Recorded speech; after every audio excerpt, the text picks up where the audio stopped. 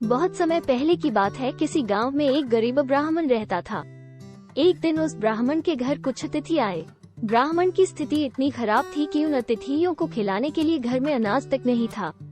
इस स्थिति को लेकर ही ब्राह्मण और उसकी पत्नी के बीच थोड़ी कहासुनी होने लगती है। ब्राह्मणी कहती है, तुम्हें पेट भरने योग्य अनाज कमाना भी नहीं आता है। इसी का नतीजा है कि आज घर में अतिथि आ खड़े हुए हैं और हमारे पास उन्हें खिलाने के लिए कुछ भी नहीं है। इस पर ब्राह्मण अपनी पत्नी से कहता है, कल कर्क संक्रांति है, मैं कल भिक्षा लेने के लिए दूसरे गांव जाऊंगा।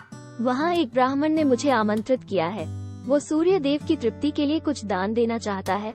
तब तक जो कुछ भी घर में है उसे आदर सत्कार के साथ अतिथियों के सामने रखो।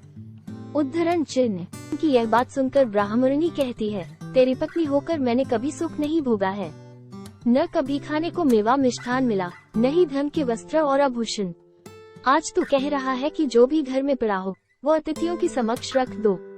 जब कुछ है ही नहीं तो मैं उनके सामने क्या रख दूं? पड़े हैं तो बस एक मुट्ठी तिल, तो क्या अतिथियों के सामने सूखे तिल रखना अच्छा लगेगा?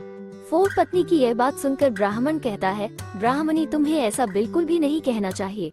कारण यह है कि इच्छा के अनुसार किसी भी मनुष्य को धन की प्राप्ति नहीं होती है। जसूरी है तो पेट भरना और पेट भरने योग्य अनाज तो मैं ले ही आता हूँ।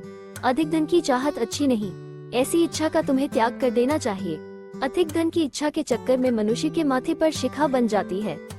माथे पर शिखा वाली बात सुन ब्राह्मणी बड़े ही आश्चर्य से ब्राह्मण से पूछती है, अधिक धन की इच्छा में माथे पर शिखा हो जाती है? मैं कुछ समझी नहीं, जो भी कहना है खुलकर कहिए। ब्राह्मणी के इस सवाल का जवाब देने के लिए ब्राह्मण अपनी पत्नी को शिकारी और गीदड़ की एक कहानी सुनाता है।